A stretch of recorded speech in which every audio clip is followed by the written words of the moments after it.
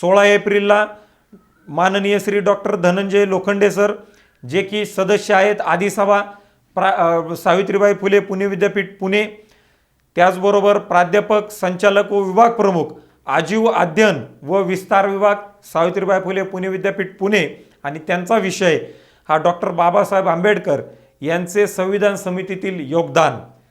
या व्याख्यानमालेचा जर आपण विचार केला तर ही व्याख्यानमाला कोणत्याही आपण झूम ॲपवरनं किंवा आपण हा एका हॉलमध्ये घेत नाही. ही व्याख्यानमाला आपण doctor Sudhakarrao Jadhavar social and educational ट्रस्टच्या माध्यमातून असेल, जाधवर ग्रुप ऑफ इन्स्टिट्यूटच्या माध्यमातून असेल, ही आपण Jadhavar group of institute Pune Maharashtra India या यूट्यूब पेजच्या माध्यमातून आपण त्या ठिकाणी घेत आहेत. जोपर्यंत यूट्यूब आहे, जोपर्यंत इंटरनेट आहे, तोपर्यंत हे सगळे विचार हे आपल्या सगळ्या लोकांना आपल्या मातृभाषेमध्ये मराठीमध्ये हे सगळ्यांना त्या ठिकाणी ऐकायला त्याच्यामध्ये ते उपलब्ध व्हावं. आणि एवढंच नाही, आपण किती जरी मोठा कार्यक्रम घेतला, तो एका हॉलमध्ये घेतला, तर त्या हॉलमध्ये जर जेवढी लोक बसणार आहेत तेवढ्याच लोकांना त्यांचे विचार त्या ठिकाणी समजतेल्याने ऐकायला मिळतील. त्याच्यामुळं भारत देशामध्येच नाही तर संपूर्ण जगामध्ये ज्या ज्या लोकांना मराठी कळते, ज्या ज्या लोकांना डॉक्टर बाबासाहेब आंबेडकरांचं व्यक्तिमत्व त्या ठिकाणी अभ्यास करायचा आहे, ज्या ज्या लोकांना ह्या विविध विषयांमध्ये डॉक्टर बाबासाहेब आंबेडकरांचे विचार काय होते याचा जर अभ्यास करायचा असेल, या यूट्यूब पेजच्या माध्यमातून चिरकाळ अनंत काळापर्यंत हे विचार त्या सगळ्या लोकांना त्या ठिकाणी ऐकायला आणि पाहायला त्याच्यामध्ये मिळणार आहेत.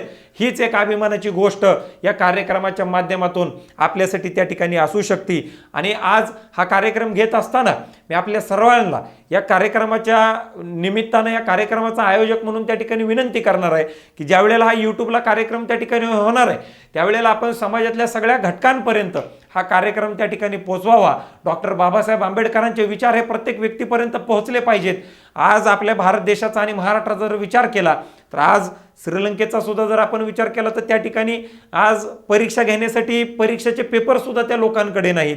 आज लाईट तिथं उपस्थित त्याच्यामध्ये नाहीये. आर्थिक धोरण त्या लोकांनी चांगल्या पद्धतीचं अवलंबलं नाही, आणि म्हणून तशीच परिस्थिती भारत देशाची सुद्धा होऊ नये म्हणून डॉक्टर बाबासाहेब आंबेडकरांचे आर्थिक धोरणावरचे विचार काय होते याचा अभ्यास करणं आज आपल्याला गरजेचं आहे. एवढंच नाही, आज जातीवाद प्रत्येक मोठ्या प्रमाणावरती प्रत्येक ठिकाणी वाढत चाललेला आहे. आज हा शाळा लेवलपर्यंत बारक्या विद्यार्थ्यांपर्यंत त्या ठिकाणी पोहोचलेला आहे. याच्यावरती बाबासाहेबांचे विचार काय होते हाही आपल्याला त्या ठिकाणी विचार करण्याची गोष्ट आणि गरज त्या ठिकाणी मोठ्या प्रमाणावरती आहे. आज राजकारणाची पातळी किती मोठ्या प्रमाणावरती घसरत चाललेली आहे, त्याच्याचमध्ये बाबासाहेबांचे त्याच्यावरती विचार काय होते याचाही अभ्यास करणं गरजेचं आहे. आज स्टार्टअप इंडिया, स्टँडअप इंडियाची घोषणा त्या ठिकाणी खूप मोठ्या प्रमाणावरती त्या ठिकाणी केली जाती, परंतु 60-70 वर्षापूर्वी हे काम डॉक्टर बाबासाहेब आंबेडकरांनी त्या ठिकाणी केलेलं आहे की ज्या लोकांना त्या ठिकाणी अधिकार त्यांचे मिळत नव्हते, ते मिळत नसलेले अधिकार सुद्धा त्यावेळेला संविधानामध्ये सुद्धा घटनेमध्ये त्या ठिकाणी या लोकांनी त्यांचे धंदे कसे उभे केले पाहिजेत त्याच्यासाठीच आर्थिक सहाय्यता ही 50-60 वर्षापूर्वी ही त्या ठिकाणी त्यांनी निर्माण करून ठेवलेली होती. आज हे आपल्याला त्याचे फायदे आज सुद्धा आपण त्या ठिकाणी घेतोय. त्यांचे विचार हे आज सुद्धा तितकेच फायदेशीर आपल्याला त्या ठिकाणी आहेत. हे जर आपण सगळं लक्षामध्ये घेतलं ते समाजातल्या प्रत्येक व्यक्तीपर्यंत पोहोचणं हे किती गरजेचं आहे. जर आपल्याला देश महासत्ता करायचा असेल, जर आपल्याला या भारताला विश्वगुरू करायचा असेल तर डॉक्टर बाबासाहेब आंबेडकरांचा एक ना एक विचार जोपर्यंत या देशातला प्रत्येक राजकारणी, जोपर्यंत या देशातला प्रत्येक माणूस हा त्यांच्या जीवनामध्ये त्या ठिकाणी आणत नाही, त्यांच्या कामामध्ये आणत नाही, तोपर्यंत आपला देश हा कधीही विश्वगुरू होऊ शकत नाही. हे मानणारा मी एक युवक मी त्या ठिकाणी आहे. आणि म्हणून हा जे यूट्यूब पेज आहे, या यूट्यूब पेजला दररोज जे काही व्हिडिओज अपलोड होणार आहेत ते सगळे व्हिडिओज हे यूट्यूब पेज आपण सगळ्यांनी लाईक करावं, शेअर करावं, सबस्क्राईब करावं, सगळ्या लोकांपर्यंत हा कार्यक्रम पोचवावा हीच एक आशा आणि अपेक्षा मी आजच्या या कार्यक्रमाच्या माध्यमातून त्या ठिकाणी व्यक्त करतो. आज डॉक्टर बाबासाहेब आंबेडकर ज्याही ठिकाणी असतील त्या ठिकाणी त्यांच्या आज मनाला समाधान वाटलं पाहिजे की जे मी ब्रीद दिलेलं होतं, शिका, संघटित व्हा, संघर्ष करा, आज ते ब्रीद कुठंतरी सत्यामध्ये उतरतंय आणि हे उतरवणारे हे युवकच आहेत आणि ते आपल्या महाराष्ट्रातले युवक आहेत असा एक अभिमान हा त्या ठिकाणी त्यांना वाटला पाहिजे. अशा पद्धतीचं काम हे आपल्याकडनं त्या ठिकाणी मोठ्या प्रमाणावरती व्हायला पाहिजे हीच आशा आणि अपेक्षा त्या ठिकाणी व्यक्त करतो. परत एकदा भारतरत्न डॉक्टर बाबासाहेब आंबेडकर यांच्या पावनस्मृतीला मी अभिवादन करतो आणि थांबतो. धन्यवाद. जय हिंद, जय महाराष्ट्र, जय भीम.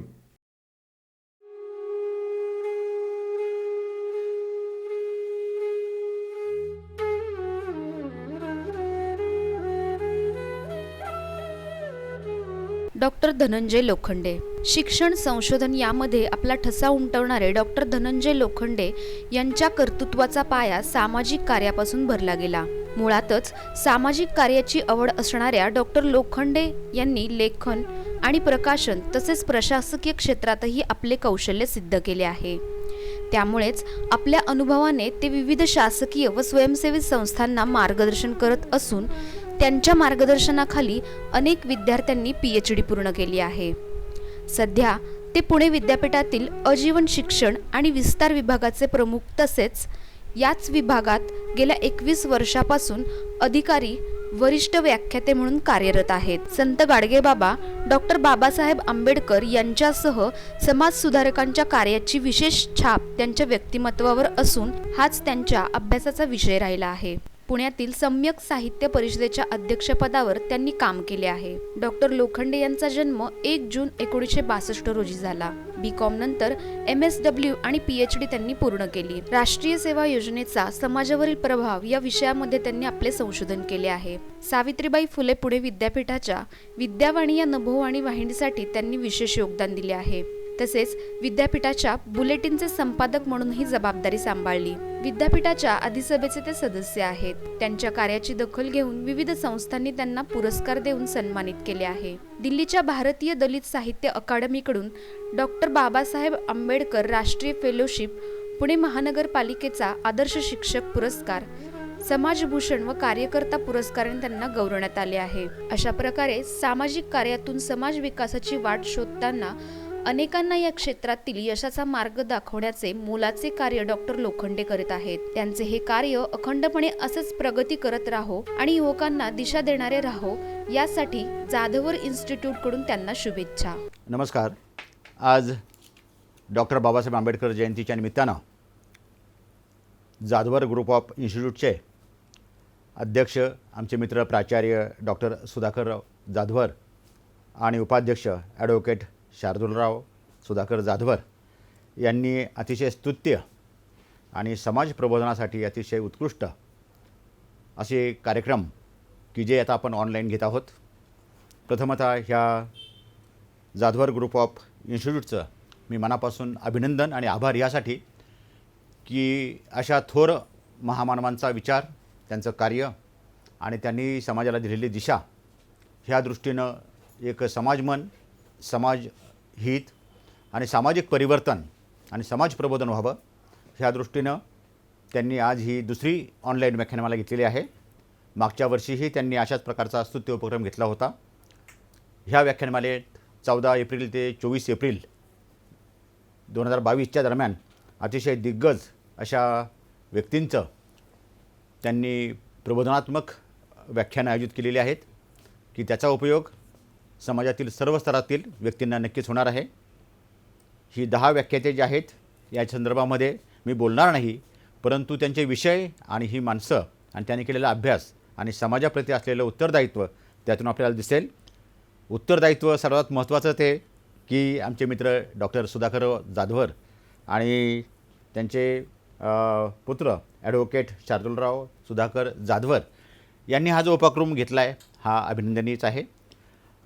जयंतीच्या निमित्तानं हा 10 दिवसांची व्याख्यानमाला त्यांनी आयोजित केलेली आहे. खरं वास्तविक डॉक्टर बाबासाहेब आंबेडकर यांना आपण अनेक उपाधी ह्या देत असतो.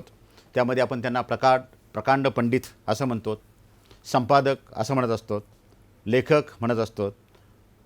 मी असं म्हणेल की जन्म आणि कर्म यांच्या फेऱ्यात सापडलेल्या आणि माणूस असून मानवतेच्या सर्व हक्कास वंचित झालेल्या समाजासाठी आणि अन्यायाविरुद्ध लढणारे आणि त्यांना सर्व प्रकारचं सामाजिक आणि राजकीय अधिकार प्राप्त करून देण्यासाठी संघर्ष करणारे झुंजार नेते, समाजक्रांतिकारक, थोर कायदेपंडित, एक उत्कृष्ट संसदपटू, अत्यंत कार्यक्षम असे केंद्रीय विधिमंत्री आणि बौद्ध तत्त्वज्ञानाचे अभिनव भाष्यकार, थोर अर्थतज्ञ या आणि अशा अनेक नात्यांनी डॉक्टर बाबासाहेब आंबेडकर आपणा सर्वांना परिचित आहेतच. आज ह्या ठिकाणी मी सावित्रीबाई फुले पुणे विद्यापीठामध्ये बोलत असल्यामुळे बाबासाहेब आंबेडकरांचं थोडंसं शिक्षणाच्या संदर्भात थोडंसं बोलणार आहे की बाबासाहेब आंबेडकर यांच्या सूत्र आपण असं म्हणूया कामाचं की शैक्षणिक विचारांचं सूत्र असं होतं की शिक्षण म्हणजे परिवर्तन आणि सामाजिक क्रांतीचं प्रभावी साधन म्हणजे शिक्षण आहे. म्हणून प्रत्येकाने शिक्षण घेतलं पाहिजे असा बाबासाहेब आंबेडकरांचा आग्रह होता आणि व्यक्तीला जाणीव देतं ते शिक्षण होय अशी त्यांनी व्याख्या केलेली आहे. आज मी थोडंसं वेगळ्या विषयावरती बोलणार आहे आणि ते संविधानाच्या संदर्भामध्ये बोलणार आहे. त्याचं कारण असं आहे की बाबासाहेब आंबेडकर यांचं संविधान समितीमधील योगदान हा माझा आजच्या ह्या बोलण्याचा ज्याच्यामध्ये ज्याला आपण म्हणतो की फोकस एरिया त्याच्यामध्ये असणार आहे. आपल्याला माहिती आहे की देशाला स्वातंत्र्य मिळाल्यानंतर त्या दरम्यान की राज्यघटना असावी, संविधान असावं अशी मोठ्या प्रमाणात चर्चा सुरू झाली होती. आणि मग ही संविधान कशासाठी, तर भारतातील सामान्य लोकांचं जीवन सुखी करण्यासाठी आणि भारताचं स्वातंत्र्य अबाधित राखण्याकरिता घटनेची निर्मिती करण्यात आलेली आहे, आपल्या सर्वांना माहितीच आहे. आणि घटना समितीचं जे कामकाज आहे हे जवळपास 6300हून अधिक दस्त, अनेक पृष्ठ, अनेक ज्याला म्हणून की कागदांचं ज्याला म्हणूयात की 6300हून अधिक पृष्ठ ह्या कामकाजाचं आहेत. आपल्याला माहिती आहे की अमेरिकेचे पंडित जेफरसन ह्याचं नाव आपण ऐकलेलंच आहे आणि त्यांची तुलना डॉक्टर बाबासाहेब आंबेडकरांशी करता येईल. ते का करता येईल त्याचं कारण असं आहे की जसं मी आता अमेरिकेच्या राज्यघटनेच्या घटनापंडितांचा मी एक उल्लेख केला होता जेफरसन, दोघांचं साम्य असं आहे की दोघेही कायदेपंडित होते. दोघांनाही गुलामगिरीच्या ज्याला म्हणू की निटकारा करायचा होता. दोघांनाही गुलामगिरी नष्ट करायची होती. दोघांचेही देशप्रेम हे अगदी निस्सीम होतं. दोघांनीही घटना बनवताना ज्याला म्हणू की अविश्रांत असं परिश्रम ह्या दोघांनी घेतलेलं आहे. म्हणून दोघांचीही नाव परस्परांच्या घटनांमध्ये अजरामर राहिलेले आहे. म्हणजे अमेरिकेमध्ये जेफरसन आणि आपल्या भारतामध्ये डॉक्टर बाबासाहेब आंबेडकर. आणि मग आता जेव्हा आपण संविधानासंबंधी बोलतो तर ह्या संविधानाचं ज्याला आपण म्हणूयात की भवितव्य हे कोणाच्या हातामध्ये आहे, तर ते मतदारांच्या हातामध्ये आहे. आणि मग त्यासाठी मतदारांची ज्याला म्हणून आपण कर्तव्य काय असू शकतात, तर त्यामध्ये राजकीय तत्त्वप्रणालीपेक्षा भारतात श्रेष्ठत्वाची त्यांनी मानलं पाहिजे. मतदारांनी काय करायचं आहे की राजकीय तत्त्वप्रणालीपेक्षा भारतास श्रेष्ठतांनी मानायचे आहे की मी पहिल्यांदा भारतीय आहे म्हणून. दुसरं एक असं आहे की हिंसात्मक मार्ग आणि साधने त्यांनी वर्ज्य ठरवली पाहिजेत. लक्षात घ्या, एक शब्द महत्त्वाचा आहे की त्यामध्ये आपण असं म्हणूयात की हिंसात्मक मार्ग आणि साधनं त्यांनी वर्ज्य केलेली असली पाहिजेत. एवढंच नव्हे तर राजकीय भक्तिमार्गाचा अवलंब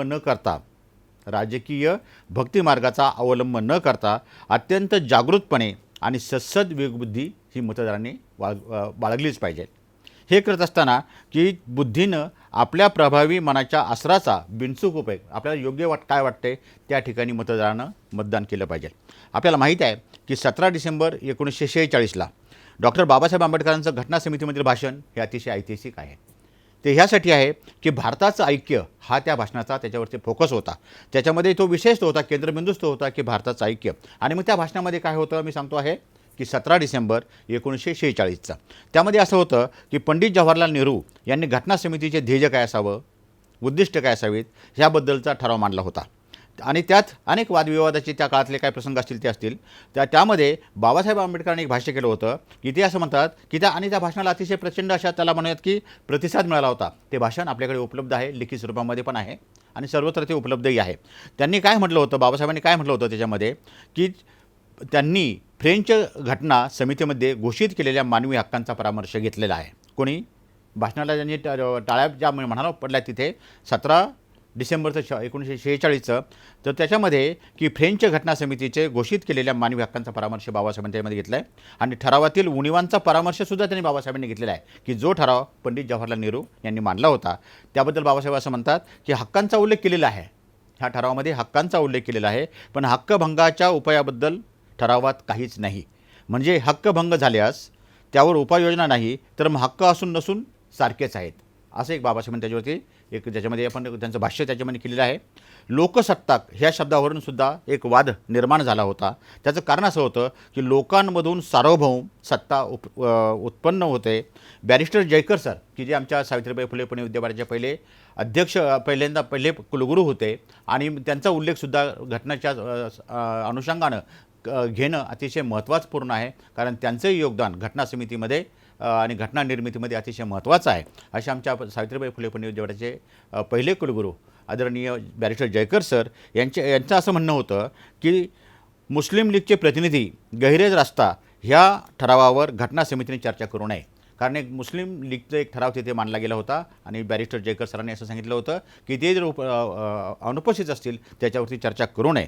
आणि मग त्यानंतर बाबासाहेबांनी काय केलं की बाबासाहेबांनी डॉक्टर जयकारांच्या यांना पाठिंबा दिला आणि ते म्हणाले की आपण राजकीय, सामाजिक आणि आर्थिकदृष्ट्या विभागलेले आहोत. आपण राजकीय, सामाजिक आणि आर्थिकदृष्ट्या विभागलेले आहोतच आणि आपल्या एकमेकांविरुद्ध लढण्याचा आपण छावण्या आहोत. बाबासाहेब आंबेडकर असं पुढे म्हणतायत की मी हे कबूल करतो की बाबासाहेब आंबेडकरांच्या त्या भाषणामधले हे उतारे आहेत, हे शब्द आहेत, हे वाक्य त्यांच्यातले आहेत. बाबासाहेब आंबेडकर असं म्हणतात की हे मी कबूल करतो की अशाच एका लढणाऱ्या छावणीचा मी ही एक नेता आहे. लक्षात घ्या, ते मी वाक्य पुन्हा म्हणतो. बाबासाहेब आंबेडकर म्हणाले होते की अशाच एका लढणाऱ्या छावणीचा मी सुद्धा एक नेता आहे. पुढे बाबासाहेब आंबेडकर म्हणतात, आशावाद व्यक्त करतात. ते म्हणतात की भारतीय ऐक्याचा काळाच्या ओघात व योग्य परिस्थिती प्राप्त झाल्यास आपला देश एक झाल्याशिवाय राहणार नाही. बाबासाहेब आंबेडकर म्हणतात की त्यांचं याला म्हणून आशादायक दृश्य असं म्हणतात ते की आपला भारत देश हा एक झाल्याशिवाय राहणार नाही आणि मला याची पूर्ण खात्री आहे असं बाबासाहेब आंबेडकर म्हणतात. ते पुढे असं म्हणतात की आपल्यामध्ये अनेक जाती, अनेक पंथ असले तरी आपण सर्व भारतीय लोक. लक्षात घ्या, मी त्या भाषणाचा उल्लेख करतो आहे, बाबासाहेब आंबेडकरांची ती विधानं घेतो आहोत. बाबासाहेब आंबेडकर असं म्हणतात की आपण एक भारतीय लोक झाल्याशिवाय राहणार नाही, आपण एकच असलं पाहिजे. बाबासाहेबांचा त्याच्यामध्ये आशावाद आहे. आणि ते एवढंही म्हणतात की मुस्लिम लीग भारताच्या फाळणीची चळवळ चालवली असली तरी एके दिवशी खुद्द त्यांनाच असं वाटेल की त्यांना कळेल की अखंड भारतामध्येच कल्याण आहे हे त्यांना पटेल. त्यावेळेलाही प्रचंड टाळ्या वाजल्या गेल्या होत्या. आणि याच भाषणात त्यांनी अमेरिकेची तडजोड करण्याबद्दल बर्क याचं नाव पण आपण असेल यांच्या भाषणाचा उल्लेख केलेला आहे बाबासाहेबांनी. आणि बाबासाहेब आंबेडकरांनी त्यांच्या भाषणामध्ये उल्लेख केला आहे. आणि बर्क असं म्हणतात की केवळ पाशवी शक्तीचा उपयोग हा तात्पुरता असतो. पाशवी शक्ती जिंकू शकते, परंतु पुन्हा पुन्हा जिंकत राहण्याची गरज नष्ट होणार नाही. जे राष्ट्र अखंडपणे जिंकून ठेवावे लागते तेथे सरकार चालू शकत नाही. लक्षात घ्या की बरंच बाबासाहेबांनी भाषणाचा विचारांचा उल्लेख केला आहे की केवळ पाशवी शक्तीचा उपयोग करून हा चालणार नाही, तो तात्पुरता असतो आणि तो फार काळ टिकत नाही. आणि बर्क असं लिहितात, असं म्हणतात की सत्ता देणे सोपं आहे, परंतु शहाणपण देणं फार अवघड आहे. आणि आपल्या कृतीनं ज्याला आपण म्हणत की आपण आपल्या कृतीनं आपण दाखवून देऊ की आपण आपल्या शहाणपणाने याचा आपण सत्ता वापरली पाहिजे. मगाशी जसा उल्लेख केला मतदारांचा, तसा आता मी बरंचसा उल्लेख केला आहे. संविधान निर्मितीच्या संदर्भामध्ये जर बोलायचं गेलं तर आपल्याला माहिती आहे की ब्रिटिशांनी 16 मे 1946 रोजी भारताला स्वातंत्र्य देण्याची घोषणा केली होती. 16 मे 1946ला. आणि मग त्याच्यामध्ये एकाच वेळी काय घडणार होतं की एकाच वेळेला देश हा दुभंगणार होता आणि देश स्वतंत्र होणार होते. 2 देश होणार होते आणि ह्या क्रिया तिथे घडणारच होत्या. आणि अंतर्गत कलह थांबविण्यासाठी, ज्याला आपण असं म्हणूयात की आणि सावळा गोंधळ थांबविण्यासाठी दक्षता घेण्याची संविधानाची आवश्यकता तिथे जास्त भासली गेली. आणि जेव्हा सांगितलं की ब्रिटिशांनी 16 मे 1946ला असे त्यांनी सांगितलं होतं की भारताला स्वातंत्र्य देण्याची घोषणा केली होती. आणि मग भारतीय संविधान समितीची रचना स्वातंत्र्य दिनाच्या आधी म्हणजे 1946 सालीच आपण ह्या वर्षीच आपण केली होती. आणि त्यात किती लोक होते, त्यामध्ये 203 लोक, 3 सदस्य त्याच्यामध्ये होते. आणि संविधानात्मक ज्ञानापेक्षा त्या काळामध्ये सांगतो आहे 1946मधलं संविधानात्मक ज्ञानापेक्षा स्वातंत्र्यासाठी लढा देणाऱ्या काही व्यक्तींचा बहुमान करावा म्हणून संविधान समितीवर त्यांना निवडून दिलं गेलं होतं. त्यामध्ये व्यापाऱ्यांचे काही प्रतिनिधी होते, त्यामध्ये उद्योगपतींचे प्रतिनिधी होते, त्याच्यामध्ये शेतकऱ्यांचे प्रतिनिधी होते, कामगार संघटनांचे प्रतिनिधी होते, शिक्षण प्रतिनिधी होते. एवढेच नव्हे तर राजवाड्यांचेही त्याच्यामध्ये प्रतिनिधी होते. आणि मग हैदराबादच्या निजामांचेही त्यात समावेश होता. एवढंच नाही तर त्यामध्ये प्रांतिक असेंब्लीमधूनही काही प्रतिनिधी होते. त्यात मुंबई विधिमंडळाचे आमदारांचे प्रतिनिधी म्हणून पुन्हा मागाशी उल्लेख केला तसा की डॉक्टर M.R. जयकर आणि K.M. मुन्शी यांची त्याच्यामध्ये निवड केलेली होती. खरं वास्तविक संविधान सभेमध्ये बाबासाहेबांना प्रवेश घेण्यासाठी आणि प्रवेश काहींना त्यांना मिळू नये यासाठी बऱ्याचशा प्रमाणामध्ये त्या पद्धतीने प्रयत्न केले असले तरीसुद्धा बाबासाहेब संविधान सभेत असावेत अशी अनेकांची अपेक्षा होती. त्यातील एक म्हणजे ते नाव इथे घ्यावंच लागेल, ते म्हणजे जोगेंद्रनाथ मंडल होय. आणि मग ते जोगेंद्रनाथ मंडल हे कोण होते तर ते एक नामशूद्र नामक जातीचे होते. त्यांचे प्रभाव क्षेत्र पश्चिम बंगाल होतं. त्यांनी त्यांच्या मतदारसंघातून संविधान समितीवर निवडून येण्यासाठी उमेदवारी दिली होती आणि ह्या निवडणुकीत बाबासाहेब आंबेडकरांचे हे प्रथम क्रमांकाची 7 मते मिळवून बाबासाहेब आंबेडकर जे विजयी झाले होते आणि बाबासाहेबांनी काँग्रेसचे उमेदवार शरदचंद्र बोस यांचा पराभव केला होता आणि संविधान समितीवरती बाबासाहेब आंबेडकर हे निवडून आले होते. 17 डिसेंबर 46चा मागाच्या भाषणाचा उल्लेख केला, तो पुन्हा एकदा करतो आहे. त्याचा परिणाम इतका झाला, सकारात्मक परिणाम असा झाला की पंडित जवाहरलाल नेहरू यांनीही मांडलेल्या बिलावर बॅरिस्टर जयकर यांच्या भाष्याने बाबासाहेबांमधील राष्ट्रभक्त इतका जागृत झाला आणि त्यामध्ये आपण म्हणू की पुढे देशाच्या फाळणीचा विषय ऐरणीवर आला.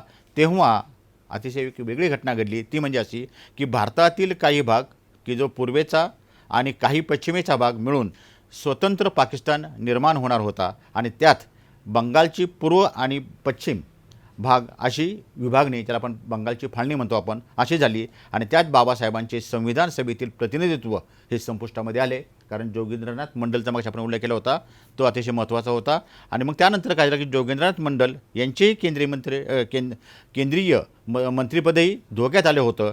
परंतु काय झालं की पाकिस्तान सरकारनं जोगेंद्रनाथ मंडल यांना त्यांचे मंत्रिमंडळात कायदा मंत्री म्हणून त्यांना तिथे घेतलं गेलं आणि परंतु संविधान सभेतील बाबासाहेब आंबेडकरांचं प्रतिनिधित्व त्यावेळेला नष्ट झालं होतं. आणि मग त्याच दरम्यान काय घडली घटना अशी की पंडित नेहरू त्यांच्या आपण म्हणूयात की भारताच्या संविधानाचा मसुदा तयार करण्याचा विचारात होते आणि 203 मागाशी उल्लेख केला होता सदस्यांचा, ते असले तरी मसुदा तयार कोण करू शकेल ह्या संबंधीचं थोडंसं एक साशंकता होती. आणि ह्याच कालावधीमध्ये की एक नाव आहे ते असं आहे की सर आयव्हर जेनिंग हे जे आहेत हे घटनातज्ञ म्हणून अगदी मोठ्या प्रमाणामध्ये ते ऑस्ट्रेलियाचे होते, पण देशाच्या घटना त्यांनी लिहिल्या होत्या आणि ते ऑस्ट्रेलिया देशाचे होते. आणि मग ते वेगळ्या पद्धतीनं ते अनेक देशांचे ज्याला म्हणून की घटना त्यांचं ते ज्याला म्हणूयात की ते लिहून देण्याचं त्या करत असत आणि मग आपल्या देशाची घटना त्यांनी लिहावी अशी पंडित नेहरूंना असं वाटलं होतं. आणि मग त्यांनी त्यांची आपली भगिनी विजयालक्ष्मी पंडित यांना सर जेनिंग यांच्याकडे पाठवलं. घटना कधीपर्यंत मिळू शकेल, कधी देऊ शकाल, मेहनताना किती घ्याल, ह्यासंबंधी चर्चा झाली आणि सर जेनिंग यांनी त्याला नकार त्यांना दिला नाही. परंतु जेनिंग विद्वतेचा सन्मान करणारे होते हे लक्षात घ्या. आणि त्यांनी सांगितलं, ते म्हणतायत की तुमच्या देशामध्ये संविधान लिहिण्यास 3 बॅरिस्टर समर्थ आहेतच. बॅरिस्टर आपले जेनिंग असं म्हणतायत की तुमच्या देशामध्ये, कारण ते विद्वत्तेचा सन्मान करणारे होते, ते म्हणतात की तुमच्या देशामध्ये संविधान लिहिण्यास 3 बॅरिस्टर समर्थ असताना आपण त्यांना का सांगत नाही. आणि असा प्रतिप्रश्न केला. त्यात त्यांना 2 गोष्टी साध्य करायच्या होत्या जेनिंगला. एक म्हणजे की आपणच घटना लिहू शकतो आणि ते त्यांना सिद्ध करायचं होतं की विद्वत्तेचे पुजारी आहेत हे त्यांना स्वतःला सिद्ध करायचं होतं. आणि 3 बॅरिस्टरांपैकी एकानेही होकार दिला नाही तर आपल्याला आपण होकार देऊ आणि मग ती मागेल तो मेहनताना ती रक्कम आपल्याला मिळू शकेल, असा त्यांचा तो उद्देश असावा. आणि मग 3 बॅरिस्टर कोण, तर सर आयव्हर जेनिंग यांनी भारतातील 3 घटनातज्ञांची नावं सांगितली. त्याच्यामध्ये बॅरिस्टर तेज बहादूर सप्रू हे एक नाव आहे, दुसरं बॅरिस्टर M.R. जयकर हे नाव आहे आणि बॅरिस्टर डॉक्टर B.R. आंबेडकर हे एक नाव आहे. आणि या तिन्ही तज्ज्ञांना भेटण्याशिवाय आता पंडित नेहरूंना पर्याय नव्हता आणि नेहरूंचे प्रतिनिधी त्या तिघांनाही भेटले. त्यामध्ये काय म्हणतील आपल्याला की ज्या वेळेला ते सर तेज बहादूर सप्रू यांना भेटले, ते उत्तर प्रदेशचे होते आणि ते अतिशय महात्मा गांधींचे अतिशय विश्वास होते. त्यांनी संविधान लिहिण्यास असमर्थता व्यक्त केली. तत्कालीन प्रश्न, तत्कालीन त्यांच्या आरोग्य ह्या सगळ्या बाबतीत विचारात घेता बॅरिस्टर जयकर सरांना भेटल्यानंतर तत्कालीन मुंबई प्रांतातले त्यांची प्रकृती साथ देत नव्हती आणि त्यांनी सांगितलं की मला ही घटना लिहायला असमर्थता त्यांनी दाखवली. आणि बाबासाहेब आंबेडकरांना भेटल्यानंतर बाबासाहेब आंबेडकरांना तो आनंद झालाच आणि त्यांनी ते स्वीकारलं की आपण आता ही घटनेला आपण लिहू शकू. आणि तरीही अडचणी संपल्या नव्हत्या. इथपर्यंत एकमत झालं असलं तरीही अडचणी संपल्या नव्हत्या. आणि मग त्यावेळेला पुढे काय झालं की बाबासाहेबांना एखाद्या मतदारसंघापर्यंत संविधान समितीवर निवडून येणे आवश्यक होतं त्यानंतर सुद्धा. आणि मग त्यावेळेला काय झालं की बॅरिस्टर जयकर सर यांनी त्यावेळी प्रकृतीच्या कारणानं ज्याला आपण म्हणू की संविधान सदस्यत्वाचा राजीनामा दिला आणि राजीनामा दिल्यानंतर तेथे बाबासाहेबांची तिथे नियुक्ती झालेली आहे. म्हणजे अतिशय महत्त्वाच्या घटना आणि टर्निंग पॉईंट्स याला प्रमाणात ते झालेले आहे. परंतु त्यांना प्रशासकीय अधिकारी देणं ज्याला घेणं हे आवश्यक होतं आणि त्यासाठी 203 सदस्यांमधून एकूण 7 जणांची मसुदा समिती स्थापन करण्यात आली. आणि त्यामध्ये ती केव्हा झाली तर 21 ऑगस्ट 1947ला. देशाला स्वातंत्र्य मिळाले 15 ऑगस्टला आणि ही जी ज्याला आपण म्हणूयात की ती समिती स्थापन झाली 21 ऑगस्ट 1947 या वर्षी. आणि त्यामध्ये त्याचे अध्यक्ष होते डॉक्टर राजेंद्र प्रसाद सर, सदस्य होते doctor B.R. Ambedkar, G.V. Mavalankar, Purushottamdas Tandon, Gopalaswami Ayyangar, Alladi Krishnaswami Iyer, Husain Imam व विधन चंद्रलाल मित्र ही जवळपास 7-8 नावांची लोक ही समिती आहे. आणि बाबासाहेब आंबेडकर त्यावेळेला केंद्रीय कायदेमंत्री असल्याने त्यांची नियुक्ती झाली आणि संविधान मसुदा समितीचे काम त्यांना देण्यात आले. संविधान मसुद्याचे तयार करण्याचं काम बाबासाहेब आंबेडकरांनी दिलं आणि त्या मसुदा समितीचे ज्याला आपण म्हणूयात की त्यांची नावं आहेत बाबासाहेब आंबेडकर, गोपालस्वामी अय्यंगार, अल्लादी कृष्णस्वामी अय्यर, K.M. मुन्शी, साजिओ मोला सादुल्ला, N. माधवराव आणि D.P. खेतान. आणि मग ह्या समितीनं आपले अध्यक्षपद डॉक्टर बाबासाहेब आंबेडकरांकडे सुपूर्द केलेलं आहे. संविधान लिहिण्याचं काम 29 ऑगस्ट 1947 पासून सुरू झालं. समितीची पहिली बैठक 17 नोव्हेंबर 1947ला पार पडली आहे. आणि संविधान समितीचं आपल्याला आपण म्हणत असतो की संविधान समितीचं 2 वर्ष 11 महिने आणि 17 दिवसात हे काम पूर्ण झालेलं आहे. लाईटचं काय ना. डॉक्टर बाबासाहेब आंबेडकरांनी घटना लिहिण्याचे नाकारले असते तर परदेशी माणसानं घटना लिहिली ही खंत आपल्या देशाला कायमचीच राहिली असते आणि ती राहू नये. परंतु बाबासाहेबांनी पुढाकार घेऊन देशहित, समाजहित आणि आपलं राष्ट्रहित त्यांनी जे जाणलं त्यांनी पाहिलं आणि मग त्यातून त्यांनी घटना निर्मिती होत गेली. श्रेय द्यावे लागेल तर मागे म्हणालो तसं सर आयवर जेनिंग यांना, कारण त्यांनी सांगितलं की तुमच्या देशामध्ये 3 बॅरिस्टर आहेत. 26 नोव्हेंबर 1949 या वर्षी डॉक्टर बाबासाहेब आंबेडकरांनी संविधान समितीचे अध्यक्ष डॉक्टर राजेंद्र प्रसाद त्यांना देऊन ही आपली राज्यघटना त्यांना अर्पण केलेली आहे. आणि त्यावेळी डॉक्टर राजेंद्र प्रसाद यांनी बाबासाहेब आंबेडकरांच्या विषयी जे गौरव उद्गार काढले ते अतिशय महत्त्वाचे आहेत. त्यांनी काढले होते आणि ते म्हणतात की पाश्चात्य विद्वान मायकल ब्रोचर यांनी नेहरू अ पॉलिटिकल बायोग्राफी ह्या ग्रंथात असा उल्लेख केलेला आहे. एक पाश्चात्य विद्वान आहे, त्याचं नाव आहे मायकल ब्रोचर यांनी नेहरू अ पॉलिटिकल बायोग्राफी ह्या ग्रंथात असा उल्लेख केला आहे की संविधान मसुदा समितीमध्ये 6 सदस्य होते. मी पुन्हा रिपीट करतो आहे कारण पाश्चात्य विद्वान मायकल ब्रोचर यांचं जे पुस्तक आहे नेहरू अ पॉलिटिकल बायोग्राफी आणि ह्या ग्रंथात असा उल्लेख केला आहे की संविधान मसुदा समितीमध्ये 6 सदस्य होते. त्यात एकाने राजीनामा दिला, 1 जण मरण पावला, 1 जण अमेरिकेला निघून गेला, 1 राजकारणात इतका गुंतून गेला, 2 जण आजारी असल्याने कायमचे दिल्ली बाहेर होते. म्हणून इतर सदस्यांनी बाबासाहेबांचे ऋण मान्य केलेले आहेत. हे आपल्याला मान्य करावंच लागणार आहे. ह्यामध्ये गौतम बुद्धांच्या विचार सरणीवर संविधानाची उद्देशिका आपल्याला म्हणू की ती प्रिॲम्बल ते आधारित आहे. सुरुवातीला आपण ज्याला असं म्हणतो आहे की आम्ही भारतीय लोक म्हणजे काय तर संविधानातील संकल्प हा ज्याला आपण स्वतः केला आहे आणि आमच्यावर तो कोणी लादला नाही असं त्याच्यामध्ये आपल्याला त्याच्यामध्ये म्हणता येईल. आणि संविधान स्वतःप्रत अर्पण करीत आहोत याचा अर्थ काय तर संविधानाने भारतीय नागरिकांना जे अधिकार बहाल केले आहेत ते अधिकार कोण्या राजाने उदार होऊन दिलेले नाहीत, परमेश्वराने दिलेले नाहीत, तर हे अधिकार म्हणजे आम्हा भारतीयांनीच एकमेकांच्या माणूसपणाला दिलेली मान्यता आहे. आम्हाप्रत अर्पण करत आहोत. आणि याच्यामध्ये आपण असं म्हणूयात की भारतीय संविधानाचे प्रास्ताविक याच्यामध्ये संधीची समानता हा महत्त्वपूर्ण शब्द वापरला आहे. आणि संविधानाने भारतीयांना केवळ जगण्याची हमी दिलेली नाही तर सन्मानाने जगण्याची हमी त्यामध्ये दिलेली आहे. आणि बाबासाहेब आंबेडकरांचं संविधान सभेतील एक जे शेवटचं भाषण होतं ते 25 नोव्हेंबर 1949 होतं. त्याच्यामध्ये बाबासाहेब आंबेडकर असं म्हणतात की माझ्या मते संविधान कितीही चांगली असो ते राबवण्याची जबाबदारी ज्यांच्यावर आहे ते अप्रामाणिक असतील तर ते वाईट ठरवल्याशिवाय ते राहणार नाहीत, परंतु प्रामाणिक असतील तर ते चांगले ठरवल्याशिवाय राहणार नाही. आपल्या सामाजिक आर्थिक उद्दिष्टांच्या पूर्ततेसाठी आपण संविधानिक मार्गाचाच कास धरली पाहिजे. ते म्हणतात की देशात समता नाही, श्रेणीबद्ध विषमता आहे. एवढंच नव्हे तर आपण पाहतो की 26 जानेवारी 1950 या दिवशी एका विसंगतीमधून जाणार होता बाबासाहेब आंबेडकर म्हणतात. ते काय म्हणतात की एकाच वेळेला 2 गोष्टी करणे, राजकारणात आपल्यामध्ये आपण समान आहोत परंतु सामाजिक आर्थिक जीवनात ही विषमताच राहणार आहे. संविधान सभेचं संपूर्ण संविधान स्वीकार हा 26 नोव्हेंबर 1949 रोजी आपण तो केलेला आहे. आणि मग त्याला आपण असं म्हणूयात की भारतीय संविधान अंगीकृत आणि अधिनियमित करून आपण ते स्वतः परत अर्पण केलेलं आहे. आपल्याला सर्वांना माहिती आहे की 24 जानेवारी 1950च्या ह्या दिवशी की संविधान सभेतील सदस्यांनी संविधानाच्या मान्य ज्याला म्हणून मसुद्यावरती सह्या केलेल्या आहेत. आणि मग आपण 26 जानेवारी 1950ला आपण ते स्वीकृत केलं. पण ते 26 जानेवारीचा हा दिवस का हा अतिशय महत्त्वाचा आहे. कारण 26 जानेवारी 1930 ह्या वर्षी की त्याच्या ज्याला पण की पूर्व स्वराज्याची मागणी करण्यात आली होती. कधी? 26 जानेवारी 1930 त्यावेळेला पूर्व स्वराज्याची मागणी करण्यात आली होती. तेव्हापासून 26 जानेवारी हा दिवस स्वराज्य दिन म्हणून साजरा केला जात होता. आणि त्या अर्थानं 26 जानेवारी 1950 हा दिवस अतिशय महत्त्वाचा आहे. आणि ह्या दिवसाचं ज्याला आपण की स्वातंत्र्य चळवळीतील महत्त्व लक्षात घेऊन संविधानाची अंमलबजावणी 26 जानेवारी 1950 पासून सुरू करण्यात आलेली आहे.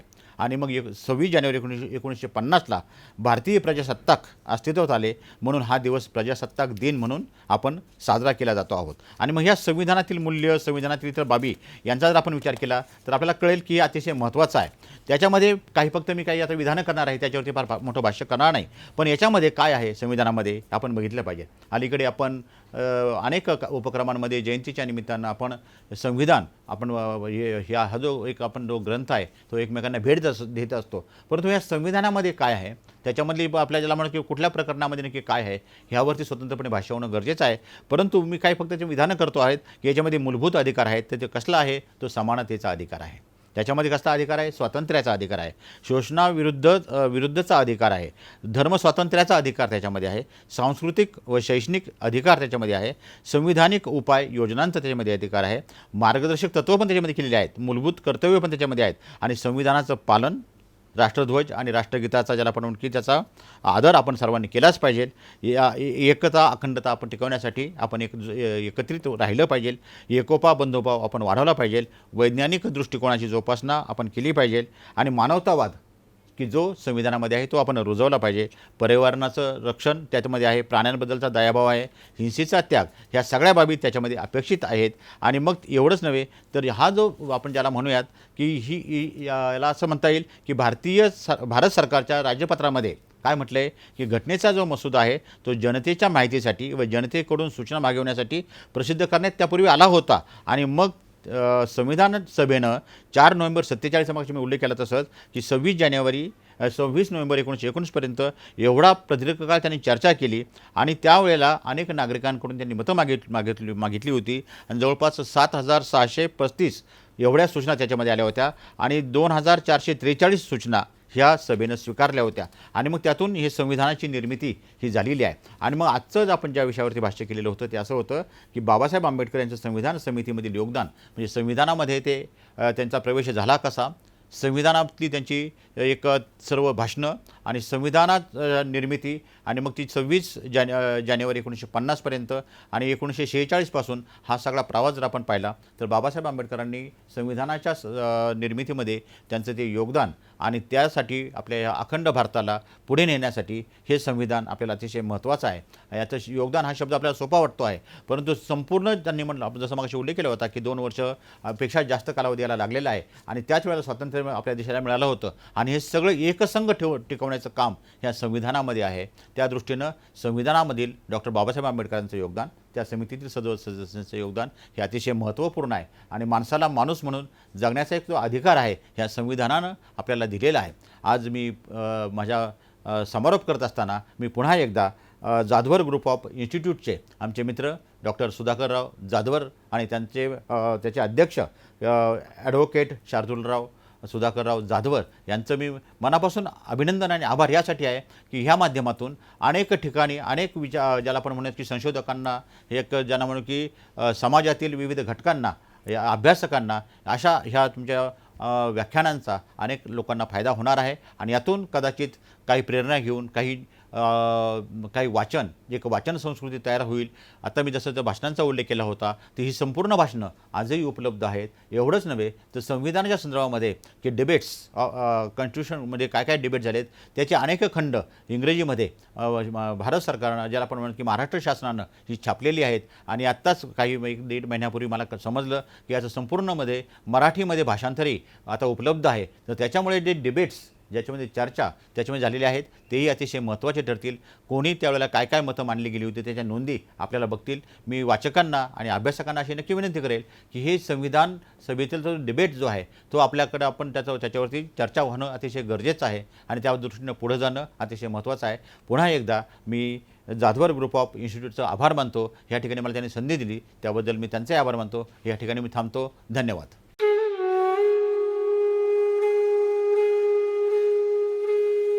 नमस्कार. दुसरी भारतरत्न डॉक्टर बाबासाहेब आंबेडकर ऑनलाईन व्याख्यानमाला सुरू झालेली आहे. मला अत्यंत आनंद होतो की या व्याख्यानमालेमध्ये अनेक वेगवेगळे तज्ज्ञ, सामाजिक कार्यकर्ते, शिक्षण क्षेत्रामध्ये काम करणारे तज्ज्ञ, वकील क्षेत्रामध्ये काम करणारे तज्ज्ञ, अशा अनेक लोकांनी डॉक्टर बाबासाहेब आंबेडकरांच्या विविध अष्टपैलू व्यक्तिमत्वावरती प्रकाश टाकलेला आहे आणि अत्यंत चांगल्या पद्धतीनं सर्वांपर्यंत डॉक्टर बाबासाहेब आंबेडकरांचे विचार पोचावेत, वेगवेगळे पैलू लोकांना माहीत व्हावेत, हा या व्याख्यानमालेचा आणि त्याच्या मागचा उद्देश आहे. ही व्याख्यानमाला आयोजित करताना सर्व व्याख्याते यांचे संस्थेच्या वतीने मी आभार मानतो. टेक्निशियन ज्याने ऑनलाईन ही प्रक्रिया राबवली, तुमच्यापर्यंत पोहोचवण्याचं काम केलं, त्यांचे मी आभार मानतो. आपण सर्व श्रोते फार मोठ्या प्रमाणावरती याला साथ देत आहात. आपलेही सर्वांचे मी आभार मानतो आणि थांबतो. जय हिंद, जय महाराष्ट्र.